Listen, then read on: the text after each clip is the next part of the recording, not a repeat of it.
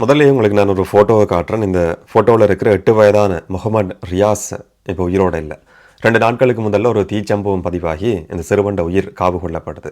ஆனா வெறுமனே ஒரு தீச்சம்பவம் மட்டும் முகமது ரியாஸோட உயிர் காவு கொள்ளப்பட்டதுக்கான காரணம் கிடையாது. இலங்கையில் நடந்து கொண்டிருக்கிற போதைப்பொருள் கடத்தல் காரணமாக காவு கொள்ளப்பட்டிருக்கிற ஒரு உயிர் தான் முகமது ரியாஸோட உயிர். இந்த மாதிரியான நூற்றுக்கணக்கான சம்பவங்கள் இலங்கையில் தொடர்ச்சியாக பதிவாகி வருது. ஆனால் பேசப்படாத கதைகளாக எல்லாமே மூடி மறைக்கப்பட்டிருக்கு. போதைப்பொருள் கடத்தல் எப்படி ஒரு சமூகத்தை சீரழிச்சிருக்கு, ஒரு குடும்பத்தை இன்றைக்கு சிதைச்சிருக்கு. இதன் காரணமாக ஒரு 8 வயது அப்பாவி சிறுவண்ட உயிர் காவு கொள்ளப்பட்டிருக்கு என்றதுக்கான ஒரு உதாரணம், ஒரு சம்பவம் தான் முகமது ரியாஸோட உயிர் காவு கொள்ளப்பட்டிருக்கிற இந்த தீச்சம்பவம் என்றது. இந்த மாதிரியான பல கதைகள் இருந்தாலும் அது வெளியில் வர்றது கிடையாது. இப்போ வெளியில் வந்திருக்கிற ஒரே ஒரு சம்பவம் இது. அதை பற்றி இந்த வீடியோவில் விளக்கமாக பார்க்கலாம். வணக்கம், நான் கிருஷாந்த் ராஜன். சனிக்கிழமை காலையில் அதிகாலையில் ஒரு 4 மணி 5 மணி மாதிரி பலாங்கொட பிரதேசத்தில் இருக்கிற ஒரு சாதாரண குடும்பம் வாழ்ந்து வர்ற வீட்டில் தீச்சம்பவம் பதிவாகுது. தீ பற்றி எரிஞ்சு கொண்டிருக்கிறத அயலவர்கள் பிரதேச மக்கள் கண்டதுக்கு பிறகு 119க்கு ஃபோன் பண்ணி இந்த மாதிரி ஒரு வீடு தீ பற்றி எரிஞ்சு கொண்டிருக்கு, உடனடியாக விசாரணை நடத்துங்க, தீயணைப்பு படைக்கும் அறிவிங்கன்னு சொல்லி அந்த பிரதேச மக்களும் அறிவிச்சிருக்கிறாங்க.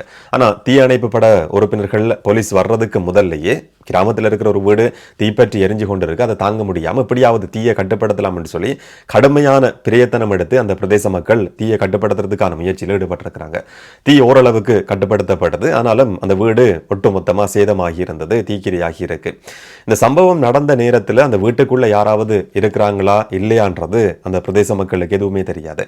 இந்த தீயணைப்பு நடவடிக்கை முன்னெடுக்கப்பட்டு வந்த சந்தர்ப்பத்தில் அந்த வீட்டோட உரிமையாளர் அங்க வந்திருக்கிறார். அங்க வந்ததுமே பதறி போகாம அந்த அயலவர்களை பார்த்து அந்த நபர் கேட்ட கேள்வி, உனக்கு ஏன் தேவையில்லாத வேலை, நீ எதுக்கு என்னுடைய வீட்டில் தீப்பற்றி இருக்குன்னு சொன்னால் அதை அணைக்கிற செயற்பாட்டில் ஈடுபட்டு கொண்டிருக்கிறேன்னு சொல்லி கடுமையான வார்த்தைகளை பயன்படுத்தி ஏசுறதுக்கு ஆரம்பிச்சிருக்கிறார். அதுக்கு பிறகு வீட்டுக்குள்ளே போனவர் ஒரு சிறுவனை தூக்கி கொண்டு வெளியில் வரார். அந்த சிறுவன் தான் 8 வயதான முகமது ரியாஸ். ஆனால் காப்பாற்ற முடியல. தீச்சம்பவத்தில் உடல் கருகி போயிருந்தது. அந்த சிறுவன் உயிர் காவு கொள்ளப்பட்டிருக்கு. ஹாஸ்பிட்டல் அனுமதிச்சாலும் சிறுவனை காப்பாற்ற முடியல. ஏற்கனவே உயிர் உடலை விட்டு பிரிஞ்சிருந்தது. இதுக்கு பிறகு போலீஸ் அந்த இடத்துக்கு விசாரணைகளை நடத்தும் போது இதுக்கு பின்னால் இருக்கிற பல ரகசியங்கள் மர்மங்கள் வெளிச்சத்துக்கு வருது. போதைப் பொருள் கடத்தல் என்றது ஒரு குடும்பத்தை எந்த அளவுக்கு சிதைச்சிருக்கு. ஒரு 8 வயது அப்பாவி சிறுவன் எதுவுமே தெரியாம வீட்டுக்குள்ள நித்திரையிலிருந்து அந்த சிறுவண்ட உயிர் எப்படி காவு கொள்ளப்பட்டிருக்கின்றதுக்கான பல விஷயங்கள் போலீஸ் விசாரணைகளில் கண்டுபிடிக்கப்பட்டிருந்தது.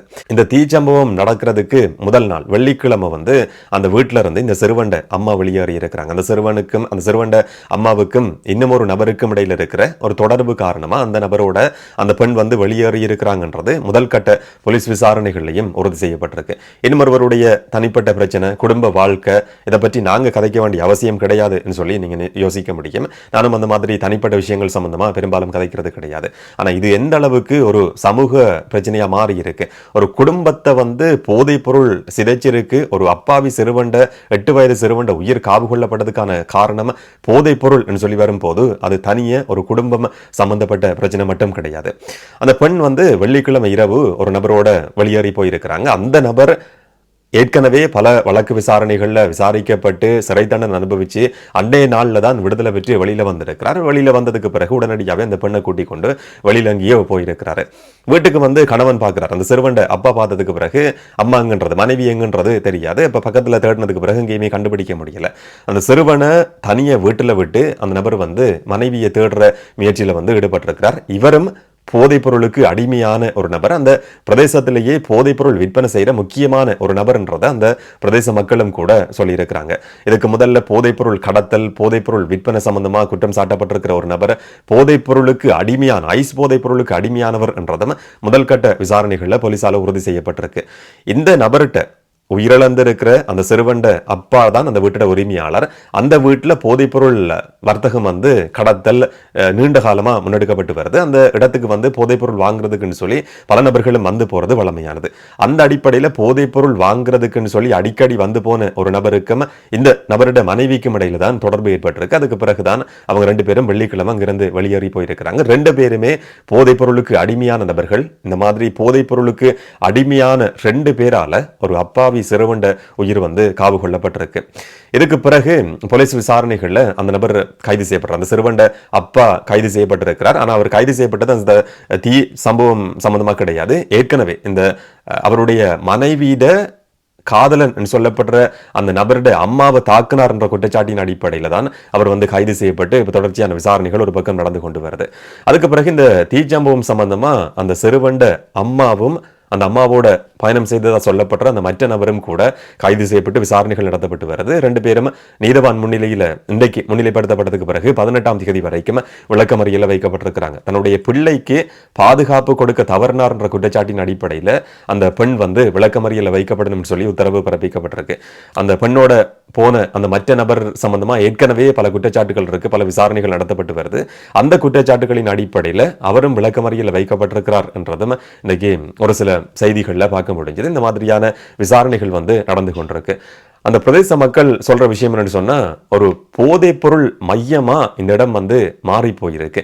அந்த பிரதேசத்தில் இருக்கிற இது எந்த அளவுக்கு உண்மைன்றது தெரியாது, மிகைப்படுத்தலான்றதும் தெரியாது. ஆனா அந்த பிரதேசத்தை சேர்ந்த ஒருவர் சொல்லி இருக்கிறார், 80% அதிகமானவர்கள் இந்த இடத்துல வந்து போதைப் பொருளுக்கு அடிமையாக இருக்கிறாங்க. எங்களால் வாய் திறந்து வெளியில் எதையுமே சொல்ல முடியாமல் இருக்கு.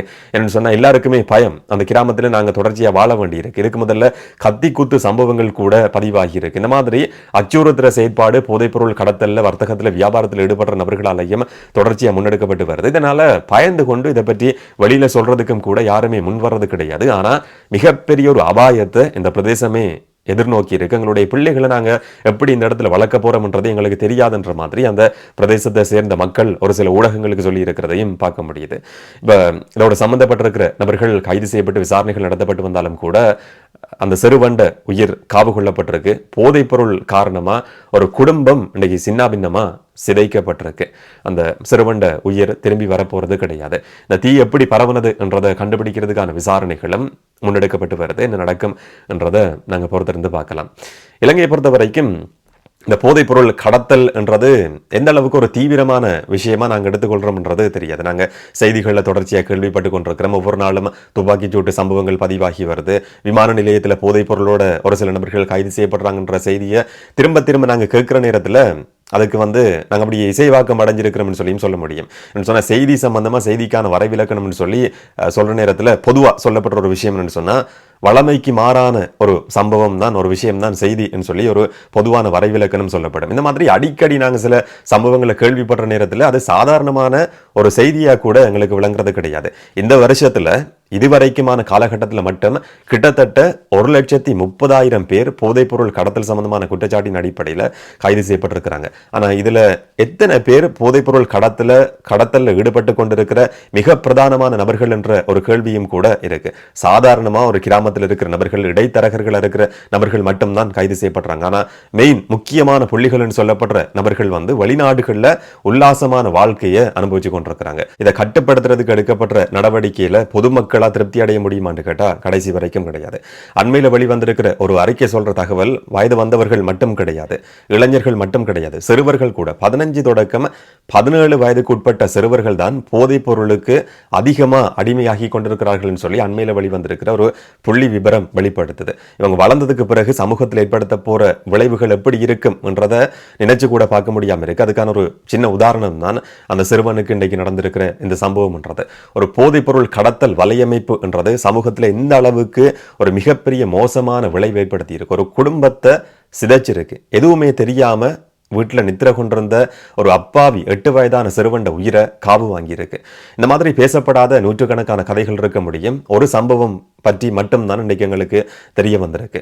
வெளியில வராத எத்தனையோ கதைகள், போதைப் பொருளால் சிதைக்கப்பட்டிருக்கிற, சீரழிஞ்சு போயிருக்கிற குடும்பங்கள், அதனால் காவு கொள்ளப்பட்டிருக்கிற உயிர்கள் என்று சொல்லி இன்னும் பல சம்பவங்கள் இலங்கையில் பதிவாகி கொண்டுதான் இருக்கு. இது எங்கே போய் முடியும்ன்றதுதான் எல்லாருக்கும் இருக்கிற ஒரு கேள்வி. என்ன நடக்கும்ன்றதை பொறுத்திருந்து பார்க்கலாம். இதை பற்றி நீங்கள் என்ன நினைக்கிறீங்கன்றதை மறக்காமல் கமெண்ட்ல சொல்லுங்கள். இன்னும் ஒரு வீடியோவில் இன்னும் ஒரு தகவலோட சந்திக்கலாம். வணக்கம்.